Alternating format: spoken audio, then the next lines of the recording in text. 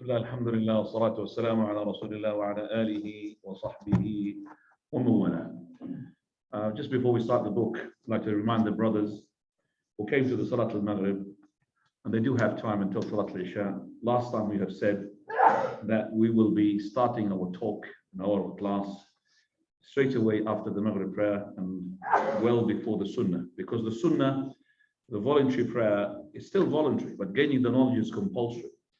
And with the consensus of all scholars, there's no difference among the scholars that when the voluntary supererogatory prayer, that is the Sunnah voluntary prayer, clashes with the knowledge comes first. So without any delay, we will, inshallah, resume our talk in the class, and that is in the prayer. And this is important because we need to master our prayer. We need to know how to pray according to the prayer and the Prophet ﷺ told us to pray. So without any delay or hesitation, we'll tell the doctor start, inshallah, from the last time that we have left it, which is as-salat al-wusta.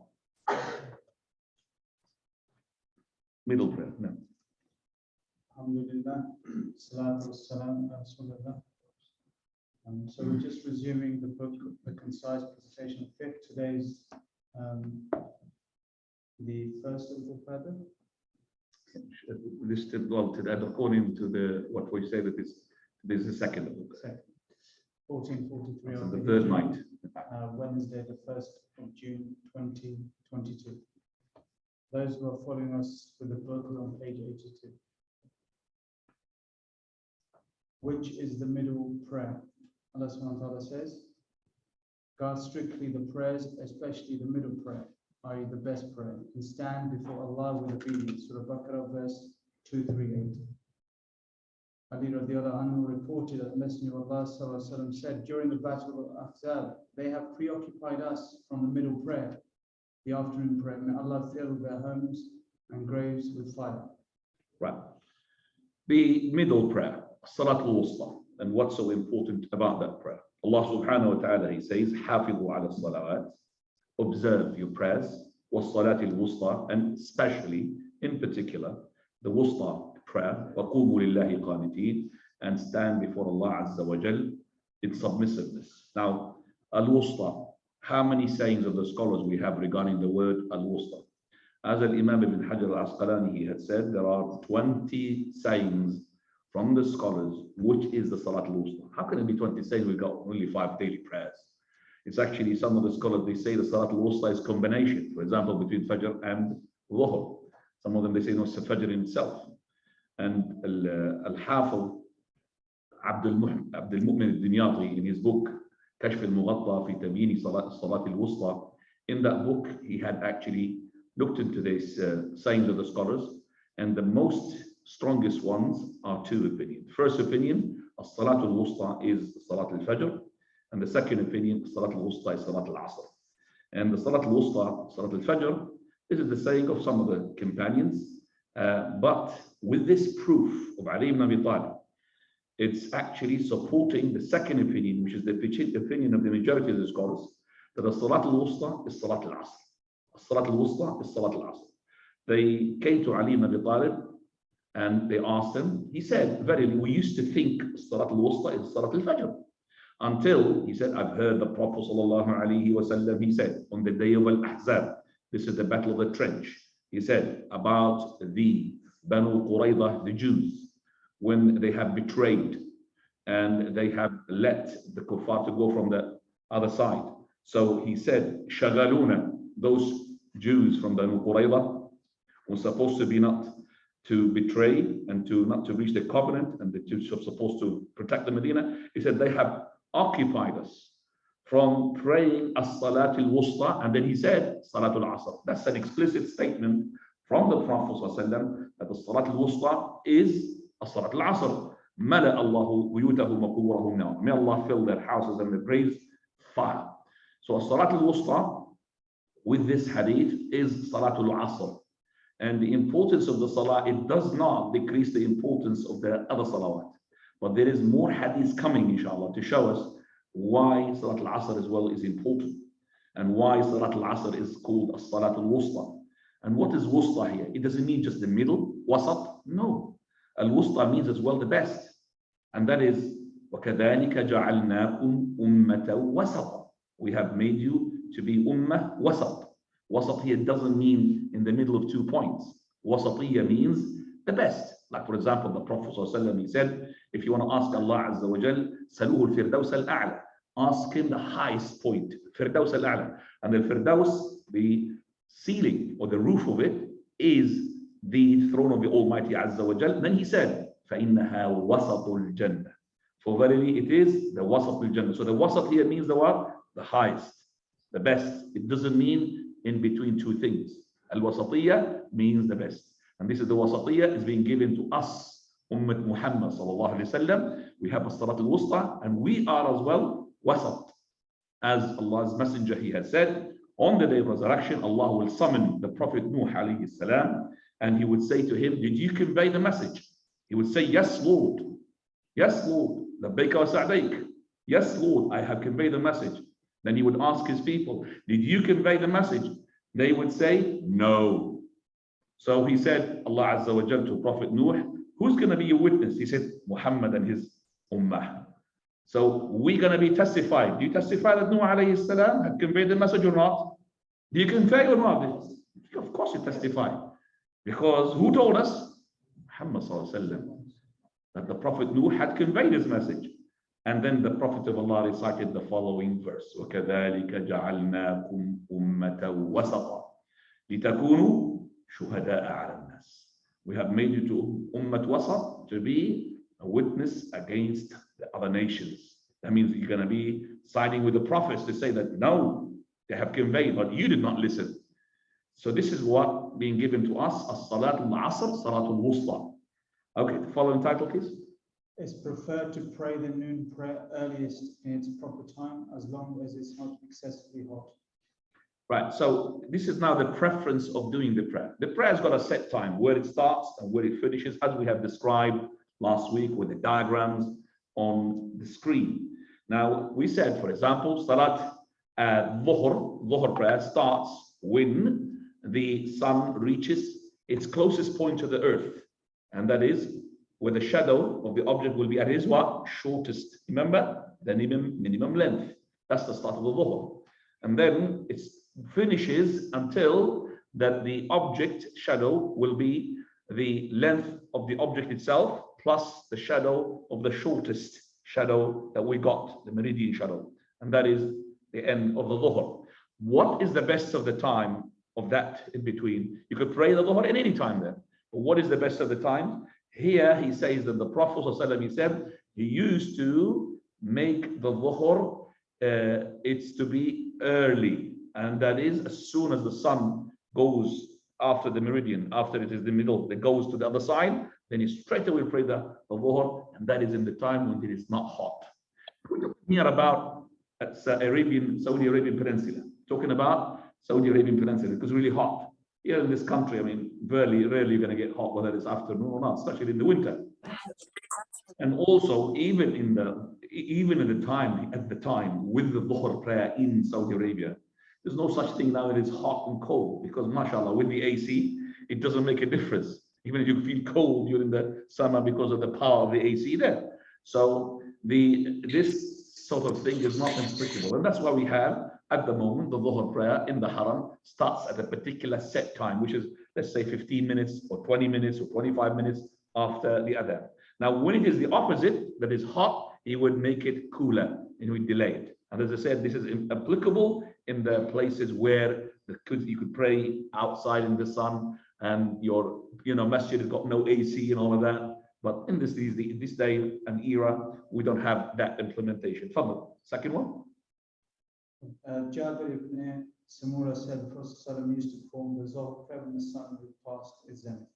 This is what we said, to make it early. Second one. It's preferred to let it cool down before praying the Dhuhr prayer when it's excessively hot. Abu Hurairah narrated that the Prophet said, if it's very hot, perform the prayer after it's cooled off, as the intensity of the heat is from the exhalation of hell. Right. So here he says something which is extra, that for the heat, extra heat, that it is from the Fayh Jahannam. The Jahannam would reach the maximum heat during the Dhuhr time. Is that just related to Medina or related to every place? Allahu A'lam. but we believe in this hadith because you do have zenith at every moment. At the moment, for example, let's say America or Canada, they have Dhuhr, zenith. Okay, India is already now in the following day. Okay, so it depends on. So you have a zenith, you have a middle sun somewhere. So does it mean that the hellfire is always at maximum heat? Allahu A'lam. But we see, or is it just related to the Medina? Allahu A'lam. Fadal. It's preferred to pray the Asr prayer early in its time. Anas radiallahu anhu narrated that the Messenger of Allah sallallahu used to pray the Asr prayer while the sun was high and bright in the sky. A person could then go to the outskirts of Medina and arrive there while the sun was still high in the sky. Al-Awali. The person would go to the Al-Awali. Here the Prophet of Allah, he would pray the Asr early when the sun is live and is not going to the orange. It's very live from the beginning. So the person would come to the Awali. Awali is the place where the dates is called the dates of Al-Awali. He who takes 7 days of Al-Awali in the morning, then he will be safe from the poison and from the magic. So this area is just like, Masjid Quba from the Medina. You're talking about 4 miles. So the Prophet ﷺ, he used to pray the Asr in such a state that if the person would go to this 5 miles, still you have the sun is high. And remember, this is applicable again to the country where it is next to the equator. Our country here in the summer, subhanAllah, Asr is so long. You start from about 5:20 and you finish about 9:30. That's about more than 4 hours, in the summer, for example, in June. But in the time of the normal time, usually it is 2.5 hours to maximum 3 hours. You're not going to get 4 hours between Asr and Maghrib. So the Asr starts when the shadow of the object reaches the sign object. Let's say, for example, we've got the object. For those who did not come here the last time, that's why they don't understand what I'm talking about. So this is the object. If I've got the sun here, so the sun will go from the other side, coming here from rising, also the Asr here. So when the object shadow becomes the length of the object itself, this one, if I put this one, will be the object length plus the meridian shadow. What is the meridian shadow? This is when the sun, it was the closest to the earth, which is in the middle. And that is, you're going to measure that shadow, you're going to add it to that shadow of the object, which is the length of the object, and that is actually the start of the Asr, which is the end of the Dhuhr. And extends until, now it's not to sunset, until the sun goes what? Yellowish. That's the time of the Asr. But if you prayed it in that time, you prayed the Asr, but you are sinned. You are sinful for praying it after what? The sun gets yellowish. So the time of the prayer where you're not going to be sinned is between that time when I said that the shadow of the object or the length of the shadow of the object is equal to the object length plus the meridian shadow, and then till the sun goes to orange or yellowish. And that's about maybe 20, 25 minutes, 20 minutes, it depends, sometimes 15 minutes in the winter before sunset. And that is the time when the Asr finishes. Now, if you have now missed the Asr, which is Salat al-Wusta, what happens? Tafadhal. The one who misses the Asr prayer. Ibn Umar narrated that the Messenger of Allah said, the one who misses the Asr prayer is like one deprived of his family and wealth. Allahu Akbar. Buraidah, Allah may Allah be pleased with him, narrated that the Prophet said, the one who abandons the Asr prayer has had his deeds voided. Right. So we've got 2 hadiths, and that is why the scholars, they said, that's why it's a Salat al-Wusta, so important. If you missed it, it's like you have lost your family and you lost your property. So some members of your family died. How is it really going to be an impact on it? Same thing if you left Salat al-Asr. Also, you left as well, if you lost some property, your money, how is it going to be for you an impact? Very bad. Same thing when you lose Salat al-Asr. We find Prophet Yusha bin Nun, alayhi salam, who is the only prophet whom Allah Azza wa Jal had stopped the sun for him because of what? Salat al-Asr. He wanted to invade. And then the invasion was just before the day which is prohibited, the day of the Sabbath. So the following day you're not allowed. So the day starts from the night. The night precedes the day. So after Maghrib, you're going to be having what? That is the Sabbath. So for example, the doctor asked me, what is the day regarding the Hijr? I said, the day is second, but actually we are in the 3rd night. Because tonight is proceeding for the third day. Do you understand that? Always. So Thursday, the night of the Thursday is before Thursday. It's not the English way. English way is the Thursday night, which is the night after Thursday. But in Islam, Thursday night means the night precedes Thursday. Okay? So before the Sabbath, the night starts. Before the day, which is so the night starts when Maghrib starts. This is the following day starts now from the night, because the night precedes the day. So Yusha bin Nun, he wanted to fight and finish this fight with them. So he said to the son, you are ma'mura, you are being commanded by the Allah Azza wa Jal, and I've been commanded. I have to finish this war. So I've been commanded. I command you by the permission of Allah to stop. And Allah made the sun stop only for the Prophet Yusha bin Nun until he finished the fight. So it shows the importance of what? Salat al-Asr. Who's the other Prophet as well? Prophet Sulaiman alayhi salam. فَطَفِقَ مَسْحًا بِالسُّوقِ وَالْأَعْنَاقِ. Prophet Sulaiman alayhi salam, he had forgotten the Asr. حَتَّى تَوَارَتْ بِالْحِجَابِ. Now the scholars have differed. Did he kill all his she-camels and horses because of she-camels and the horses because of he had been preoccupied by Salat al-Asr, or actually he did not? He was actually stroking them, not striking them, stroking them, stroking them. Okay? فَطَفِقَ مَسْحًا بِالسُّوقِ وَالْأَعْنَاقِ. We have 4 opinions regarding this issue. The strongest, according to what I believe, is actually he did not kill them, because there's no such benefit of killing an animal, and we've been asked to be kind to the animals, and the Prophet would not do such a thing. But as I said, there is a powerful as well, strong opinion that actually the Prophet Sulaiman alayhi salam, he'd been commanded by Allah subhanahu wa ta'ala, and he's been guided by his capability, that he had killed and massacred those horses, al-jiyad, or al-jiyad, the horses. But anyway, it is to do with Salat al-Asr. Salat al-Asr is very important. And here he says, he who abandoned Salat al-Asr, his deeds will be invalid. Now, invalid here is a 2 interpretation. Either invalid, that means you are a kafir. And that is the scholars who say, who you abandon Salat al-Asr deliberately, you are a kafir. But the person, with the second opinion, he's a person who believes in the prayer, but he's lazy. He's deliberately abandoning the Asr, but he believes in the Asr. So that one, he's a criminal, just like most of the Muslim people. But so the invalidation here in his case is interpreted as a number of interpretations. The closest one is that his deeds of that day, that particular day, will be invalid. So if he did not pray the Asr of any particular day, not because he forgot, not because he had slept through the time, no, deliberately, then we say, according to that, as long as he believes in the prayer. If he denies the prayer, he's a kafir. Then he had lost his deeds for that day. And the more you don't pray the Asr, the more you lose the whole day of yours. So that is not attached to any other prayer except for the Asr. Okay? Other prayer, you will be sinned if you left it, very big sin, but not all your deeds will be what? Invalid. Meaning all your good deeds you've done during the day, if you didn't do the Asr, they will not be counted to you. Right. Let's see what is the sin of a person who had delayed his Asr prayer until the sun goes yellowish. Now, Anas narrated that he heard the message. What is the title, doctor, please? The sin of the one who delays the Asr prayer until the sun is yellow and low towards the horizon. And by the way, I didn't read, so I was translating, so I wanted to read. Very good. You read it perfect. No. Anas narrated that he heard the Messenger of Allah say, that is the prayer of the hypocrite.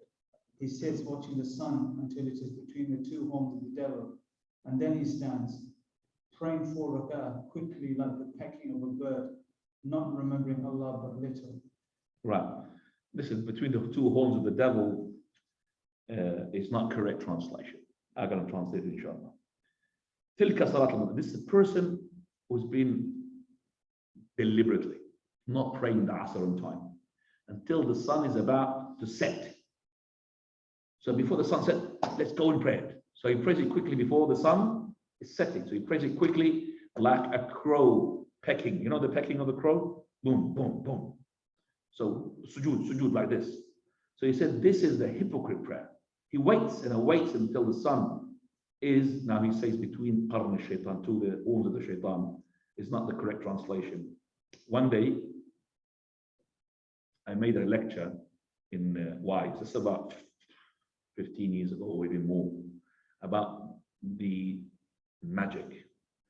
And the person who had done me the image, known to you, Dr. Atiq, he put, the magic and something scary, and then he put like something like a ghost with two horns.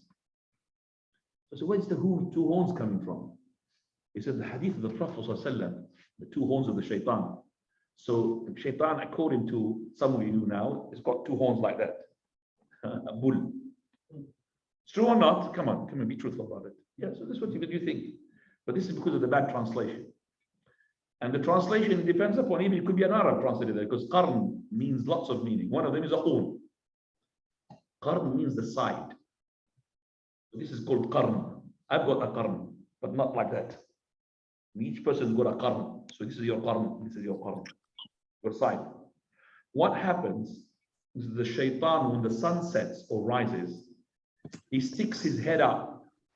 It means the two horns.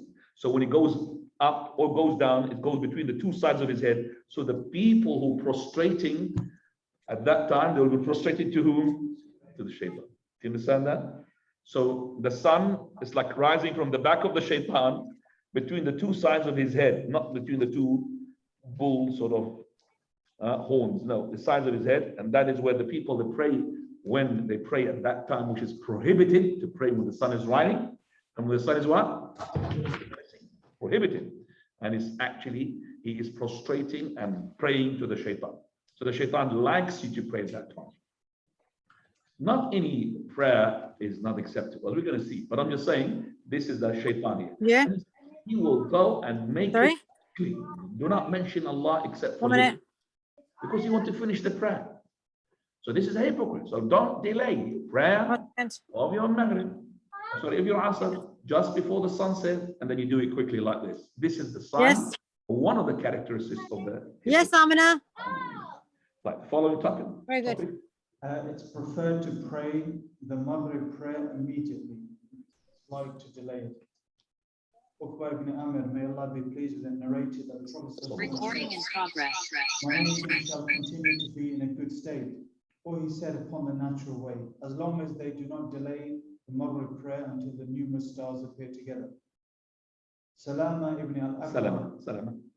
Salama ibn al-Aqwa, may Allah be pleased with him, narrated that the Messenger of Allah sallallahu alaihi wasallam would pray the Maghrib prayer when the sun would set and disappear behind the horizon. Right. This hadith actually tells us that we as Muslims, we are in charge of the prevailing of this ummah, the victorious or the victory of this ummah. And so if more of our community fail to implement what Allah told them and what their prophet had instructed them, then actually it affected the whole ummah. So he said that لا تزال أمتي بخير. My ummah is upon good, triumph, strong, and all of that. As long as they do not delay the Maghrib prayer until the appearance of the stars. Because when the stars appear, it's really dark. So your Maghrib prayer is straight away. When the sun sets, you pray straight away. You don't delay it. You only delay it until, so for example, 5 minutes. For example, iftar, Ramadan, 10 minutes. But some of the people delay it an hour. And that's not correct. Still, he's praying it within time, but it's not correct. And you have to fear Allah Azza wa Jalla regarding this ummah. And then he said that the Prophet ﷺ, he would pray the Maghrib as soon as the sun sets. So if you are about to break your fast, we have two hadiths here that are actually competing with another. Is that number one, as soon as the sun sets, you should be what? Eating, break your fast. And the Prophet ﷺ, he said, my ummah is upon good as long as they do not delay the breaking of the fast. So you eat. And now another hadith says, my ummah is upon good and strong as long as they do not delay the praying of the what? The Maghrib. So if I came here to the masjid and the adhan had made adhan, okay, and this is for breaking of the fast, I've got another hadith. Do not sit until you pray 2 rak'ah, Hayt al-Masjid. Okay? And another hadith, the Prophet ﷺ, he prohibited us to drink standing up. And Anas, the narrator of the hadith, said even eating standing up is worse. So if I sit down, I'm going to be opposing the hadith. I can't sit down until 3 rak'ah. And if I eat when I'm standing up, then I'm actually as well going against the prohibition of, that is eating while I'm standing. I should be eating when I'm sitting down. What is the one that goes priority? You sit because you need to sit. You sit and eat. Okay. After that, you finish. You could pray Tahiyat al-Masjid, but do not delay the Maghrib. So the Maghrib should be during the Quran, should not be delayed more than 15, 20 minutes maximum. The real document is in your laptop. As I said, never ever depend upon except if it's in the summer, yes. Isha may come before actually the timetable of yours. Your Isha may come before your timetable. So our shuyukh, they used to teach us that, the Maghrib could be within 1 hour. 1 hour. So if you prayed an hour and 10 minutes, you're outside the Maghrib. That's of course in the winter time, as I said, or the normal countries. But here they are not normal countries. When they're close to the North Pole, everything is chaos. Very short night during the winter, and very long night very short night during the summer, and very long night. So we delay because of the summer here, the Maghrib is now more than an hour and a half because of the summer. It started from here. It's preferred to delay the Isha prayer as long as there's no cause. Allah be pleased with us, said one night most of the night had passed and the people in the masjid were sleeping, and then he went out and prayed. He said this would be its time if it were not to be hardship upon my nation. And for example, Arabian Peninsula, what time is the Isha? It's about 7 o'clock maximum, 7:05. Yeah, and that's the Isha prayer. So let's say the Prophet of Allah would delay it, like for example, until 10 o'clock. People are asleep. What time the Isha starts? We said when? Disappears. Remember, the red twilight disappears. What time does it start? What time does it finish? Anybody would like to put his finger up? Yalla. That's the middle of the night, which is between Maghrib and Fajr. It's not midnight as 12 o'clock, as people can think. Well, at the moment, it's going to be more than 12 o'clock. It's about 12:15. It's the midpoint between Maghrib and becomes Fajr. What time is Maghrib now? Let's say 9 o'clock, just for the sake of. What time is Fajr? 3 o'clock. Between 9 and 3, 12 o'clock is what? Midnight. During the summer, it will be 11:30. Sorry, during the winter, it will be 11:30. Because the night is really what? Long. So it's not midnight, it's 12 o'clock all the time. So here, that the Prophet of Allah, and he said, had it been that I will make it difficult to my ummah, I would make it really the prayer late for the Isha. That means, let's say you've got the Isha finishes at 12 o'clock, he will make it, for example, 10 o'clock. So 10 o'clock. I'm sorry, if the Isha starts 7:30, you will make it 9 o'clock, 10 o'clock.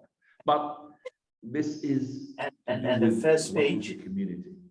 If the community like to sleep early, and as you want to have the first page, for example, I'm in charge of the timetable on the Masjid of Luton. and then the second page, and then I know that the people are in need to see the family during the week. What I do during the winter season, I'm almost 3 months. I will make my Isha prayer. You want to have a separate page, or you want to have it, Saturday and Sunday. Because the people, they want to go what? With the family. I will not leave it like stuck to 8 o'clock all the time. And 2 hours a lot. Just during the weekend. During the normal days, because I know when they work until 6, half So past 6. That's why you no want- problem to keep it 7 And o'clock. During the winter, for because you know what time the Isha starts at the winter season? What time? 5:15, 5:10, 3:50 is Maghrib. or بلع وشمسية or 5:15 is your Isha. So I make it 6 o'clock. Maybe this year I make it for 5:45 as well. Made them happy. بيجي السبب What did it say? بلع ويالان وأبو طلع Yes, but they could see anyway, they could hear us. I mean, I don't need to. because it's Oh, yes. Jazakallahu khairan. See, that's why I need a co-host here. عشان Right, so I'm sorry about that. Ya Ikhwani, the brothers and sisters who comes in, please mute yourself, okay? Talk into the Zoom, not you. Fadl. The disapproval of sleeping before the Isha prayer and of conversing afterwards without any true need or benefit. Abu Barzah radiallahu anhu stated that the Messenger of Allah sallallahu alaihi wasallam disliked sleeping before the Isha prayer or conversing afterwards. So don't pray, don't sleep before Isha. It's better because you might miss the Isha. And also, don't speak after it. Chit-chatting, that is, in case you lose the Fajr. But if you needed to chit-chat or to meet somebody or to have a meal with somebody after Isha, no problem as long as you are a person who knows you've got a habit of waking for what? For Fajr. If you know a person, mashallah, as soon as you sleep, you're dead, and you're not going to wake up for Fajr, then you're not, it's prohibited upon you to delay your sleep. So straight away after Isha, you sleep. So it depends upon the person. Now, Anas radiallahu anhu said, we waited for the Prophet ﷺ one night until half the night had been reached. He came and led the people in the prayer and then addressed us saying, certainly the people have prayed and gone to sleep while you here are continually in prayer, as long as you are waiting for the prayer. so the people, as long as you're waiting for the prayer, you are in a prayer. Right, let's go now to the following title. I'm going to finish inshallah today. It's preferred to perform the Fajr prayer early in its time. Aisha radiallahu anha said, the believing women used to attend the Fajr prayer with the Messenger of Allah sallallahu alaihi wasallam, completely covered in their garments. Then they would go back to their houses after finishing the prayer, and no one could recognize them due to the darkness. Right. It's preferred to pray the Fajr when it is dark. That depends upon, again, which country that you live in. In the Arabian Peninsula, once you start your prayer, let's say about 20 minutes after Adhan, when you finish your prayer, you think, mashallah, lots of light. Okay? Because the Fajr there and the time until sunrise is natural. It's about maybe an hour and 20 minutes, an hour and a half. But here, during the summer, you'll find between Fajr and sunrise more than 2 hours. More than 2 hours. It's a difference about an hour difference. And the person who's doing the timetable, he has to accommodate now and make sure that the people are, you know, they're workers, they're working community. Unless all of them are Madol or something else, but they're working community. So it is the case that he knows that the Isha is very late already. The Fajr is early. So if he's going to make his Isha later than late and Fajr early than early, people are not going to sleep. And the best of the time to sleep is actually during that time. 1 hour between Isha and Fajr is equivalent to hours in the day. That's known. SubhanAllah. The person during the night when he sleeps, 1 hour is equivalent to 3 hours during the day. During the day, you're not going to get the same relaxation during the night. So, for example, if you had made the Isha early, then you could make the Fajr a bit later, even before the sunrise, but 1 hour. Alhamdulillah, it's good enough, 1 hour. But as I said, now the Fajr, according to what I believe now, maybe it's 2:45, 2:40. Fajr starts. And that's early. So if I'm going to make the Fajr 2:50 or 3 o'clock, too early for the people. Maybe 3:30, maybe 3:45. You know what time the Ahnaf starts, the Fajr? The moment. What time is that masjid, this one here? This masjid now, I think it's 4:15 or 4:30. 4:15, I know it's 4:15. No, I'm talking about this masjid here. Are you sure it's 4:30? Are you sure? I think it's 4:15. Yeah. Well, anyway, it's not going to be earlier than 4:15. Huh? Yeah. This is not live. I'm just saying they are followers of Hanafi madhab. Whether they're Brilus or non-Brilus, they follow the Hanafi madhab. They are Hanafi only in Ramadan, not Hanafi. In Ramadan, they will not be late. You know that. In Ramadan, will play early. Sah? True or not? Yeah. They're not Hanafi in Ramadan. They switch.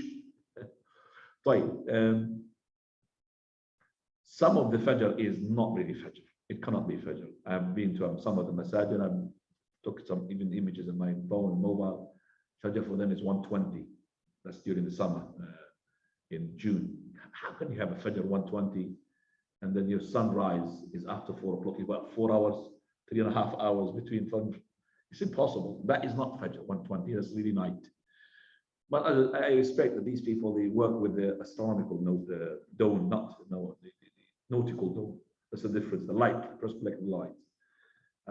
So anyway, the best of things is to start early, and if your recitation goes a bit longer, to finish a bit late. So when you start dark and when you finish is what? A bit of light. The scholars differed.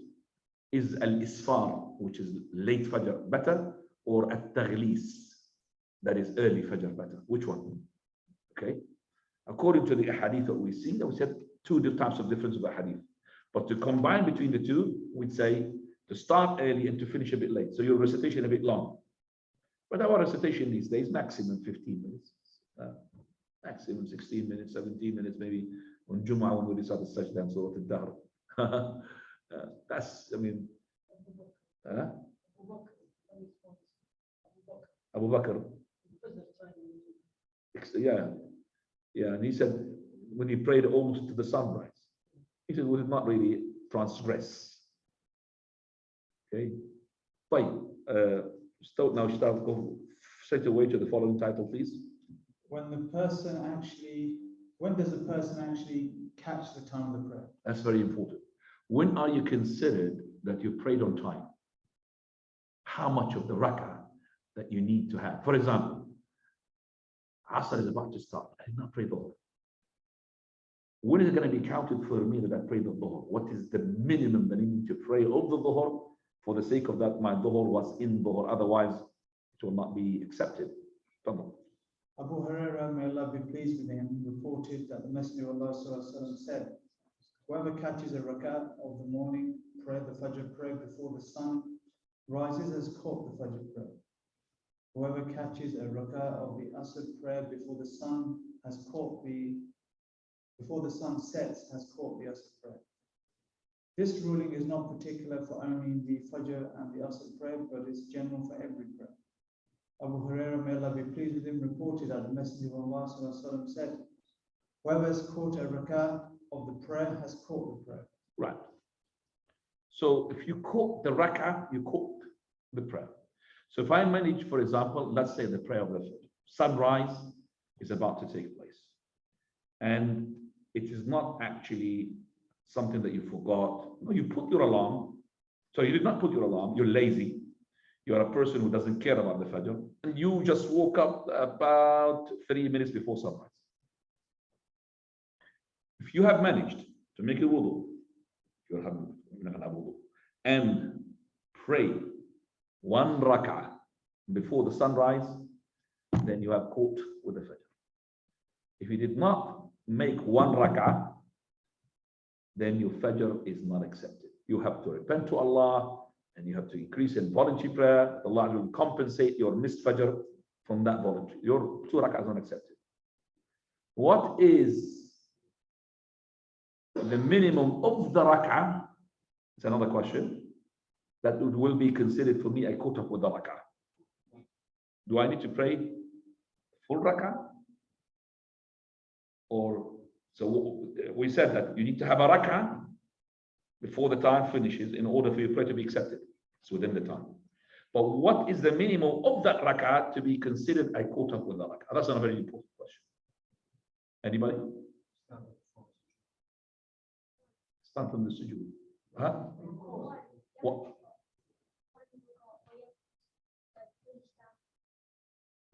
From the rak'ah, how much do I need? For example, just the ruku or up to the first sajda, second sajda, what?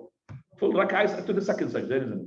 But in the hadith, which is not here, we have to add it. He who had made the first sajda of that rak'ah, he is considered that he made the rak'ah. So if you have made the first sajda, two sajdas in the rak'ah, before sunrise, you caught up with the fajr. If you have made the first sajda of your asr before sunset, you have caught up with the asr. If you have made the first sajda of the dhuhr before asr comes in, you have caught up with the dhuhr. Okay? So it is the first sajda is considered like you have made the full rak'ah. We have to add this to the book, inshallah. Right, let's go to the following title and we'll give you the questions after we finish some of the. Making up the missed prayers. Anas, may Allah be pleased with him, reported that the Prophet said, whoever forgets a prayer or sleeps through it, then the expiation is to perform it when he remembers it. Right. So this is to tell us that if I want to pray a prayer that has been missed, I've got only two reasons. I forgot. Totally forgot. Or I slept through the time. But if you pushed it deliberately, there's no such thing called qaza. They call it qaza or qada. No. You can't pray it. So if you deliberately push dhuhr to asr, or asr to maghrib, or maghrib to isha, or isha to fajr, or fajr to after sunrise, you cannot pray that prayer. Because you cannot reverse the time. The prayer is a time book. Inna as-salata kanat ala al-mu'minina kitaban mawqut. Salah is time book. So for example, in Hajj, al-Hajj Arafah. You have to make Arafah on the day what? Arafah. So if I missed Arafah on the day of Arafah, can I go to Arafah on the following day? You can't. It's finished. I can't reverse the time. So Arafah, I have to do it. I will be in Arafah. But I can't be on the following day in Arafah.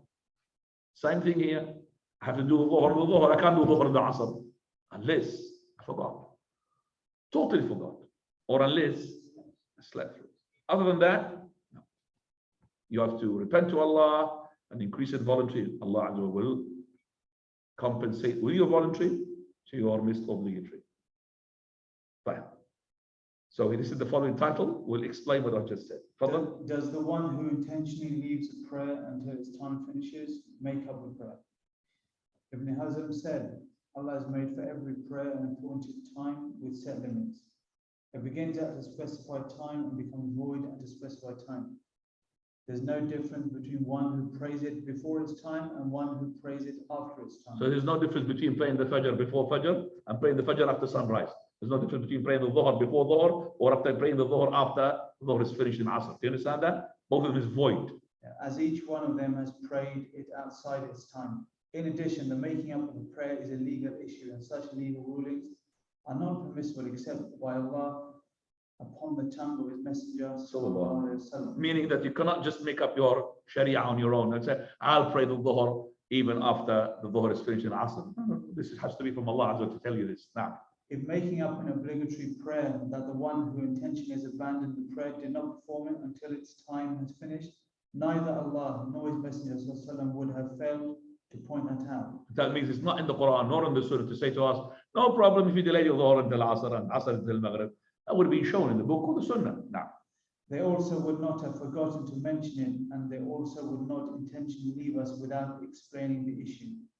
As Allah says, وَمَا كَانَ رَبُّكَ نَسِيًّا. Your Lord is never forgetful. Surah 19, verse 64. Every law that has not been brought in the Quran or the Sunnah is void. Everything in the Quran or the Sunnah, put it in the dustbin. Void. Okay, let's go to the times which is prohibited to pray. When are the times where we're not allowed to pray? Fadl.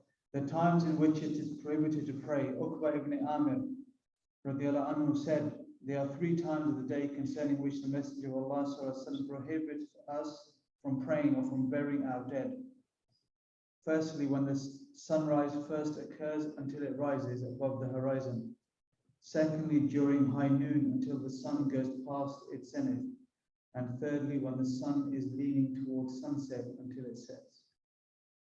The Prophet ﷺ explained the reason for such prohibition when he said to Amr ibn Abbas, may Allah be pleased with him, pray the Fajr prayer and then refrain from praying until the sunrise, and it is above the horizon, for it rises between the two sides of the devil. And at that time, the disbelievers prostrate to it. Then pray, for the prayer is witnessed and attended by the angels until the shadow is the length of a lance, which is high noon. And then refrain from prayer, for at that time hell is heated up. Then when the shadows start appearing, pray, for the prayer is witnessed and attended by the angels, until you pray the Asr prayer. After that, refrain from praying until the sun sets, for it sets between the two sides of the devil, and the disbelievers prostrate to it at that time. Right. So we've got the following times. I think your tone, Shiraq, needs to be thrown in the water.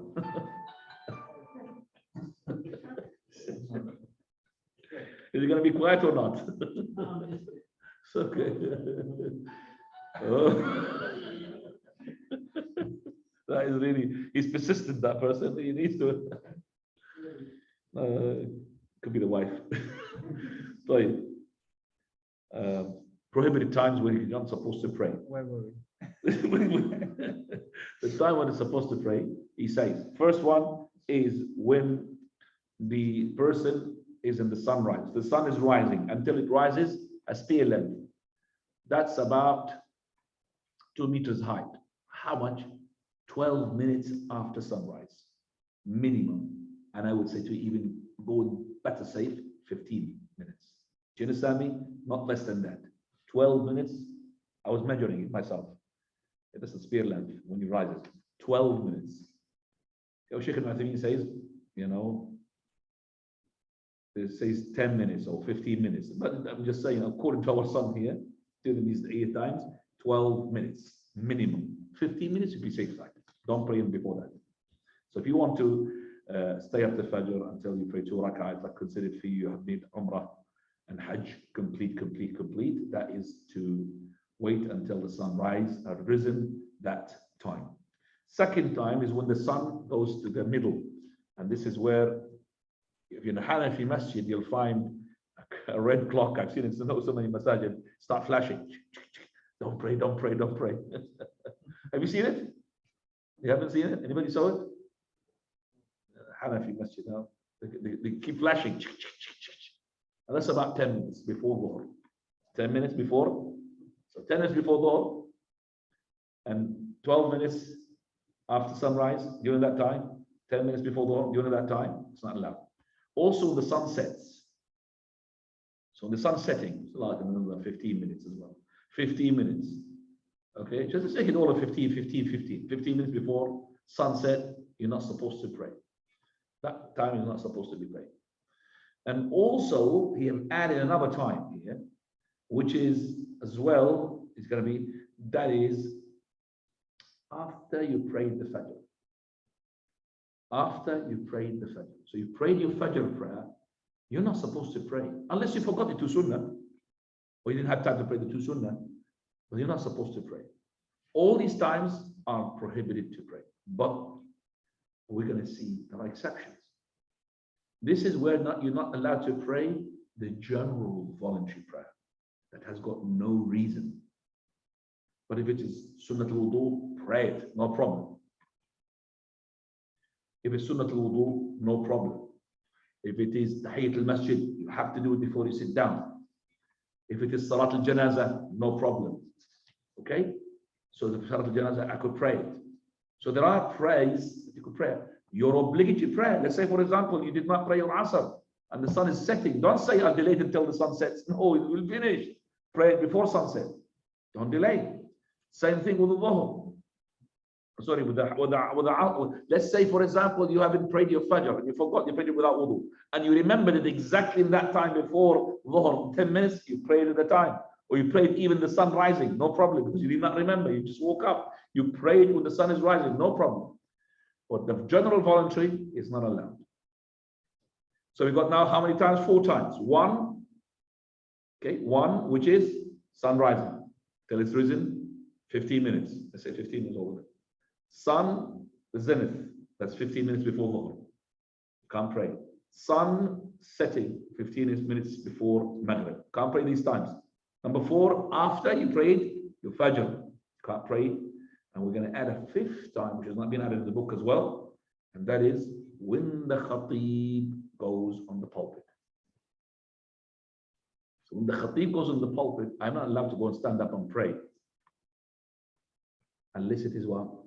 Tahiyatul masjid. I can't sit down before a prayer. Even if I forgot to pray, I have to get up and pray. Tahiyatul masjid. Apart from that, I can't pray sunnatul wudu. I can't pray anything during the khatib is doing his khutbah. Right. Let's now go with these exceptions as well, times and places. Trouble. Times and places that are exempted from the prohibition. As for the time that is exempted, it is high noon on Fridays. So Jumu'ah, there's no such thing as called the istiwa, the meridian. There's no such thing. It's Jumu'ah, it's not Dhuhr now. And the proof for that, Prophet ﷺ says that. This is based on the statement of the Prophet ﷺ, no man makes ghusl on Friday and purifies what he can, and puts on some oil of his oil and applies some perfume from his house, and then goes out without coming between two people, and then prays what has been written for him to pray, then remains quiet while the Imam speaks. But he will be forgiven for what he did between that Friday and the previous one. Right, so you could see here, he prays until the Imam says Salamu alaikum wa rahmatullah. So he keeps praying, and you know that the prayer of the Jumu'ah starts around about the Dhuhr. So he's coming now, he's praying during the time which is what? Prohibited according to the normal days. But it's not prohibited during the Jumu'ah. Jumu'ah is Jumu'ah. Fadda. In this hadith, the Prophet ﷺ is encouraging praying what has been recorded for the person, and nothing prevents him from praying except the arrival of the Imam. This view that said time is exempted on Friday was the opinion of more than one of the Sahaba, including Umar ibn Khattab. Ahmad ibn Hanbal followed his view, saying, the arrival of the Imam prohibits prayers, and his speech, the khutbah, prohibits speaking. Thus, he has made the cause of the prohibition for the prayer the arrival of the Imam and not minute. As for the places which is exempted, it is Makkah, Mukarramah. May Allah increase his honor and esteem. And none of the above times is it disliked to pray in Makkah. This is based on the Prophet's statement, O tribe of Abdul Manaf, do not prevent anyone from circumambulating this rotating around the house. Yeah. Or praying herein at any time of the day or the night. So Prophet ﷺ is telling Abdul Manaf, who's in charge of the Kaaba, don't prevent anyone who comes to pray at any time which is in the Kaaba. So in the Kaaba, whether it's a Sabt, al-Ahad, Jumu'ah, any day, there's no prohibition. You could pray. So when you finish your tawaf, let's say you finish your tawaf and the sun is setting, I could pray my 2 rak'ah, which is behind the maqam at that time. No problem. Do you understand that? There's no prohibition when you are in the Kaaba, in the vicinity of the Kaaba. You could pray at that time. And also your circumambulation, which is the rotation around the Kaaba tawaf, is considered to be what? Salah. Prophet ﷺ said, your circumambulation is a salah. So don't speak a lot. You are allowed to speak, but don't speak a lot. Father. The prayers that are prohibited at the aforementioned times are only the purely voluntary prayers that have no specific reason for the performance. It's permissible, for example, to make up missed obligatory or voluntary prayers during those times. This is based on the Prophet's statement. Whoever forgets a prayer should pray it when he remembers it, and there's no expiation for it other than that. It's also permissible to pray right after performing ablution, on whatever time it may be. This is based on the narration from Abu Hurairah, may Allah be pleased with him. The Prophet ﷺ said to Bilal, may Allah be pleased with him, at the time of the Fajr prayer, inform me of a deed you performed in Islam concerning which you have the most hope for, as I heard your footsteps in front of me in paradise. The Prophet ﷺ, he had seen paradise in his vision, in his dream, and he entered paradise, and Bilal is already there. So the Prophet was asking, how did he enter paradise before me in the dream, the vision? So the Prophet Bilal is answering now. He, Bilal, may Allah be pleased with him, replied, there's no deed concerning which I am more hopeful except that I never purify myself during the night or the day, but that I pray with the purification, whatever has been recorded for me to pray. Right. That is to tell us that Bilal radiallahu anh, whenever he makes wudu, he does what? 2 rak'ah, regardless of the time. Regardless of the time. Bilal actually does 2 things. This is the one, and there is another one to do with the wudu. Bilal, Every time he breaks his wudu, he makes wudu. And every time he makes wudu, he makes what? 2 rak'ah, subhanAllah. So he's one always on wudu. Always on wudu. Radiallahu anhu. That's why he's fit as well for the adhan. Make the adhan, it's recommended to make wudu. Fadal. Also, the prayer for greeting the masjid is permissible at any time. This is because the Prophet ﷺ said, when one of you enters the masjid, he should not sit until he prays 2 rak'ah. So you should not sit. It's compulsory if you want to sit. It's not compulsory to pray it if you want to stand up. If you're going to stand up and stay standing up, no problem. So if you prayed, you came and you prayed the dhuhr with the imam, khalas, you don't need to pray the 2 rak'at al-tahiyyat al-masjid. But you may not sit unless you pray. And this 2 rak'at tahiyyat al-masjid is so important that no prayer is allowed during the khutbah of the imam during the Jumu'ah except for what? That 2 rak'ats. This 2 rak'ats is very important. You can't pray. Prophet Sallallahu Alaihi Wasallam, so late. He sat down. Did you pray 2 rak'at? He said, no, Messenger. He said, stand up. Pray 2 rak'at in front of everybody. Imagine you come to the masjid and the imam says to you, Khatib, did you pray? No. Get up and do 2 rak'at. I did that to a number of people. After I tell them, the brothers and Khwani, by the way, from the etiquettes of the Jumu'ah, blah, blah, blah, because I could see some, and addressed it. Then I, the brother, so the person, even he's, and then it's like al-Ghattafani story, even if he's sat down, don't be shy, stand up. And if he doesn't, all after that, all of that doesn't stand up, brother, it's in the Arabic masjid, did you pray, brother? Get up. And so he prayed. Some people are shy. Well, you shouldn't be shy. This is deen. You cannot sit down until you are pray 2 rak'ah, regardless whether the imam is khatib or not. Tfadal. Now we're finishing now up, inshallah. We'll finish up very quickly. Tfadal. The impermissibility of performing voluntary prayers after the dawn and before the Fajr prayer. Listen to me now. He's saying this is prohibition of voluntary after Fajr and before prayer of the Fajr. So the Fajr started time-wise, and now before Fajr prayer, the normal 2 rak'ah, you're not allowed to pray except for what? The 2 rak'ah. You're allowed to pray the Tahiyyat al-Masjid. You're allowed to pray Sunnat al-Wudu, but generally voluntary, no. Fadl. Yasar, the client of Ibn Umar, may Allah be pleased with him, said, He's emancipated slave. Now, Ibn Umar saw me praying after Fajr. He said, "O Yasar, the Messenger of Allah Sallallahu Alaihi Wasallam came to us, and we were praying this prayer, and he said, those of you who are present should inform those who are absent. You're not to pray after Fajr begins except 2 rak'ah. 2 rak'ah of the what? 2 sunnah of the Fajr. So, one day, Ibn Sirin, he had seen somebody praying 2 rak'ah of Tahiyyat al-Masjid, 2 rak'ah, and prayed 2 rak'ah before the Fajr had started. So the adhan of the Fajr started, and he started praying 2, and then 2, and then 2. So he told him off. Stop. He said to him, "Oh, Abu Muhammad, Allah is going to be punishing me for praying? Why are you telling me off? Allah is going to be punishing me for praying?" He said, "No, Allah will not punish you for praying, but Allah will punish you for being different from the sunnah of the Prophet. لا يعذبك الله على الصلاة وإنما يعذبك على مخالفة سنة رسول الله." In Arabic, it's a rhyme. In English, it doesn't become a rhyme. So Allah does not punish you for doing a lot of prayers, but He punishes you for going opposite to the sunnah of the Prophet. So you are supposed to, after Fajr Adhan, that is, you pray, if it's a Tahiyyat al-Masjid, Tahiyyat al-Masjid. Then you pray, if you want to have a Sunnat al-Wudu, you have made wudu. You pray, then Sunnat al-Fajr, Sunnat al-Fajr. After that, no, Prophet Allah would pray the Sunnat al-Fajr, and he would do like this. He would sit, okay, like that. We call it like on the side, until the Muadhin makes the Iqamah.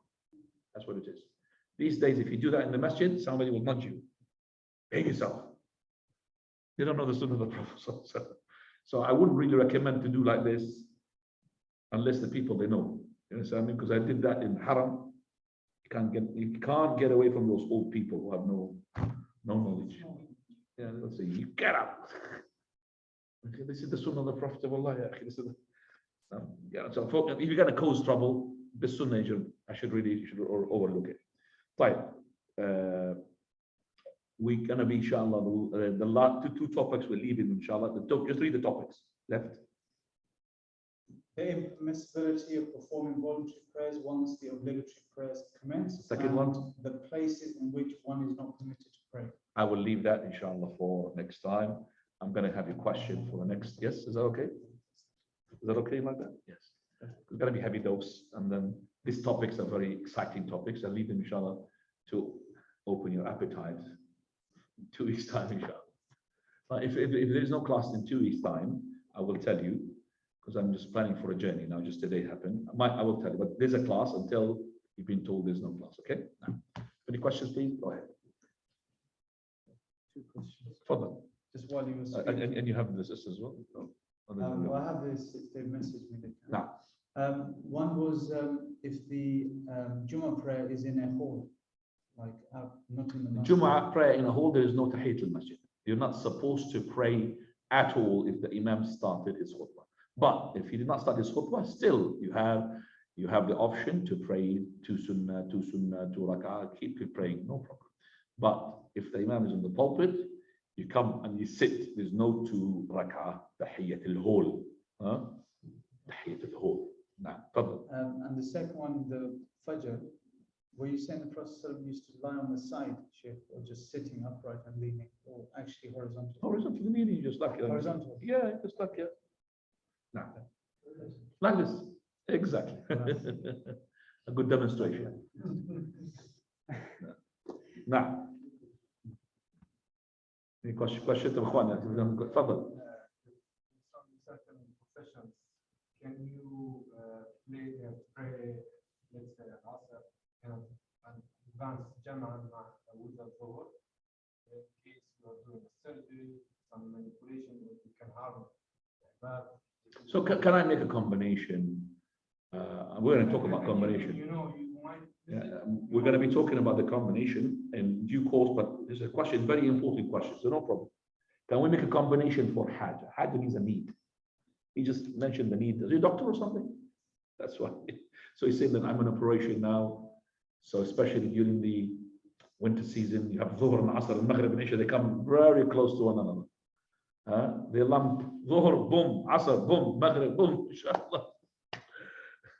Between Dhuhr and Isha is all of it, maybe 5 hours. All of it starts about 12:30, okay, and finishes about 5 o'clock.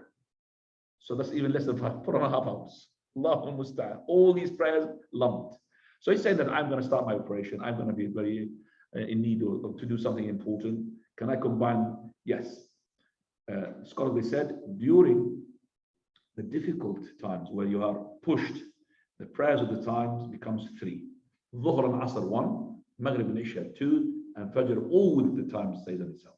But during the comfort time, that there is nothing pushing you, then you have still 5 daily prayers. Dhuhr inside, Asr, Maghrib, Isha, and Fajr. So if you are pushed extreme, and this persisting need is not something that is every day, something had happened, like for example, especially for the sisters, when they go outside with their families for a market or whatever it is, we'll find, for example, that the sisters maybe they'll combine Dhuhr and Asr because they are not finding a place outside to pray like the men. The men pray everywhere.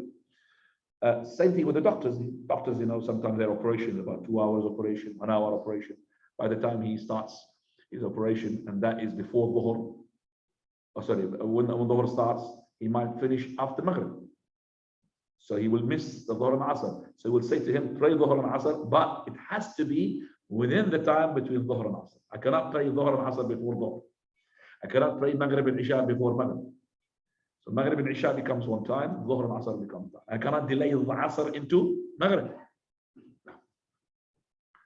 One question now. Anybody want to ask a question here? Sorry. When the masjid Adhan is going on, some people hesitate to pray the masjid until the Adhan is finished. Yeah.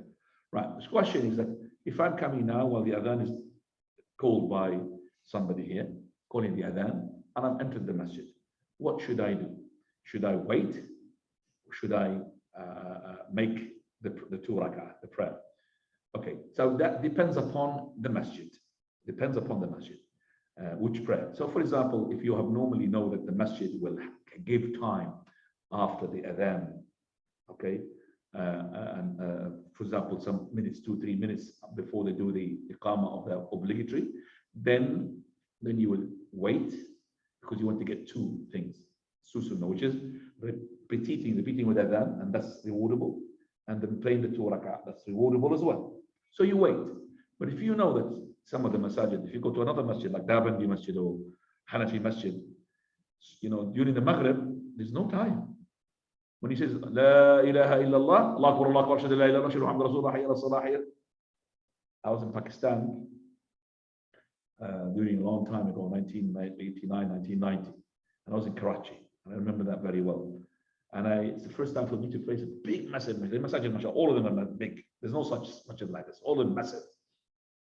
I entered the masjid, and with a friend of mine who lives there, he's a student in the University of the Salafiyah there, Karachi. So I entered the masjid, and I didn't know yet, it's the Maghrib prayer. So he offers the adhan in the minarets, mashallah, on top of the minarets, on the top. So when he started the adhan and he finished the adhan, I started my Tahiyat al-Masjid because I just entered.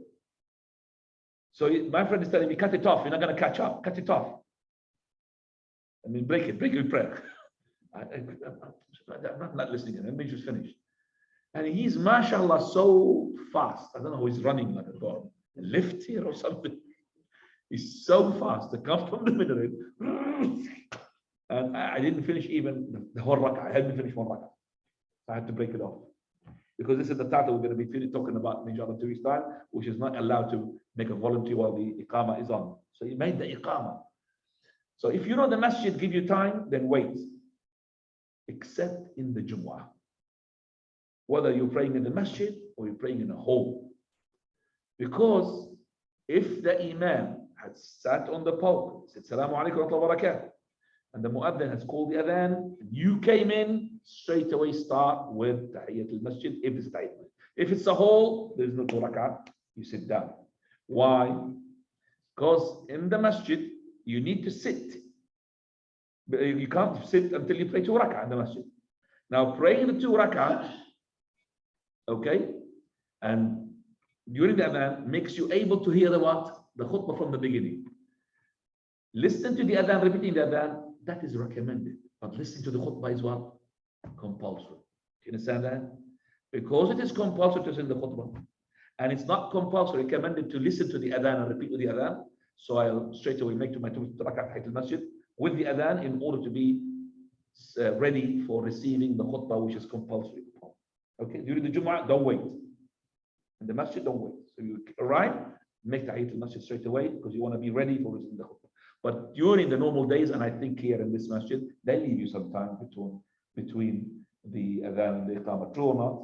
So no problem. You wait until the adhan is finished, you repeat with the adhan, and you start with Tahiyyat al-Masjid to get the 2 rewards. Is that acceptable, inshallah? Answers your question. Tfaddal, come here. Yeah. Salat al-Dhuhra? Salat al-Duha. Al-Duha. When do I pray? When do I start praying? Duha starts when the sun rises the spear length, which is the 2 meters. That's we said 15 minutes, just to make it over. 15 minutes after sunrise. That's the start of it. So some people, they call it first 2 rak'ah shuruq. There is no such thing called shuruq rak'ah in the Quran or the Sunnah. And they start from that time until they finish, and that is before the zenith. Remember the 15 minutes before Dhuhr? Before. So between that time and that time, you got hours. So it starts when does it start? We said when the sun had risen a spear length, which is 15 minutes after sunrise, until 15 minutes before Dhuhr. What is the best time to pray it? Is just not early, late. So let's say Dhuhr starts at the moment 1 o'clock, you start praying at 1:30. How many rak'ah? It's open. There's a difference among the scholars. Is it 2? Is it 4? Or is it 8? Or is it 12? Or is it open? So you could pray 2, 4, 6, 8, 2, 2, each one. Okay? Now, anybody say something? 12 at the moment, because the summer, the winter differs. So we have past 11. Now, تفضل. You know how you said the midpoint, the end of Isha is between the midpoint of Maghrib and Fajr. How No. would they have known that back in the day? They don't know 12 o'clock back in the days. They know that it's between Fajr and between Isha is the middle of the night. They're saying how they know. They don't really know by the minute, but the hour is there. The hour is like 60 minutes. So when it's the process is 1 hour, last hour of Jumu'ah is 60 minutes. Now, how do they know? They know better than us, actually, with the sun and everything. They know better than us. Even it's not by the seconds, but they know better than us. As in, for example, in the Mizwala, which we have explained last time when we were not here. It's called Mizwala, remember? We're not here. Mizwala, and that is the Mu'adhin, he has a Mizwala by which he knows when the Dhuhr starts, when the Asr starts, because he knocked it on the wall and he sees the sun on it, and then he knows. But if there's a cloud, the clock will be into it. And we explained the person after time is a clock into it. He's built a clock inside him. So between Fajr and between Maghrib, okay, that is the time to say to calculate the middle. Actually, they calculate more than the middle. They calculate 3/3, because the Prophet said that the prayer, the best of the prayer of the Tahajjud is the last third. They calculate thirds as well, not just middle. So the first third, second third, last third. Subhanallah. We say in Arabic, al-hajatu ummul ikhtira. The need is the mother of invention. It's the same thing in English, isn't it? These people, they don't have a clock, but they have developed an inside clock by which they know that this is the middle of the night. Maybe they look at a star by which they will know. Okay, so they developed the rhyming methodology, which is very, very good. Now, close. I would say to the second, like us. Now.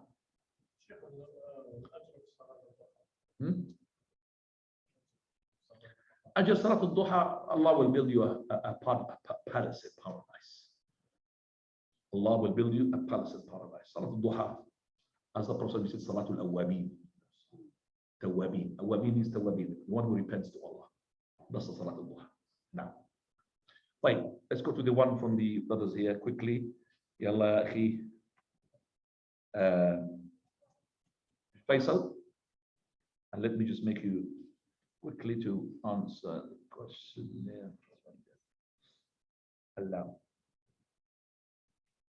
Allow participant to unmute. Tfadal. Unmute yourself. Sheikh, Assalamu alaikum. Sheikh, in the Qiyam position, when we put the right hand over the left hand, is it from the Sunnah to place the right hand only on the left hand so that no part of the right hand touches the wrist or the forearm of the left hand? So the right hand sits only on top of the left hand, and that's it in the Qiyam position. Is that from the Sunnah? I don't understand what you're saying, but let's just, because the question, even the brothers here laughing. So what are you talking about? Like, so let me just put the camera now. So you're talking like this. So this is my left, this is my right. So that's, yeah. The opposite, Sheikh. So the fingers of the right hand do not cross the wrist of the left hand. They all right. That's it. Yes. No, that's not right. That's the question. So what is the appropriate way? I said it has to be like at least like this. So it's going to be a bit more. Not like that. This is not right.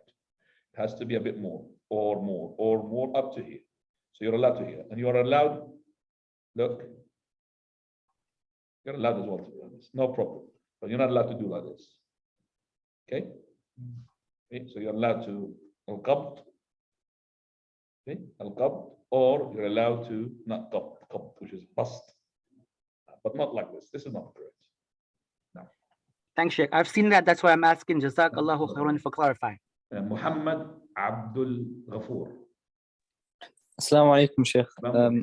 I had two questions. They're both about Jumu'ah. So the first question is, when should you stop talking? Is it when the Khatib starts the khutbah, or is it when he comes in? When the Khatib, you mean the Jumu'ah day? When do you stop talking? You don't have to stop talking while the Mu'adhin is calling the Adhan.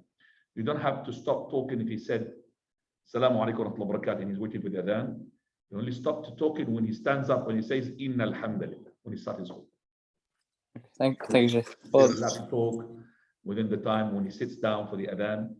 Okay, you're allowed to talk. Now, Second question.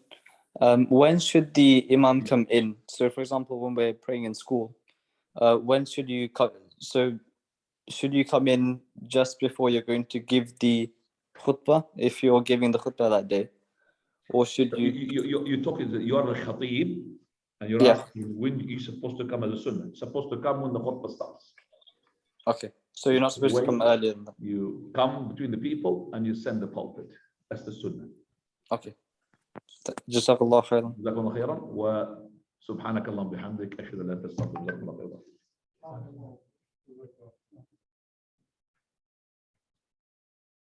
And by the way, you have time to pray your sunnah, isn't it? No, that's now.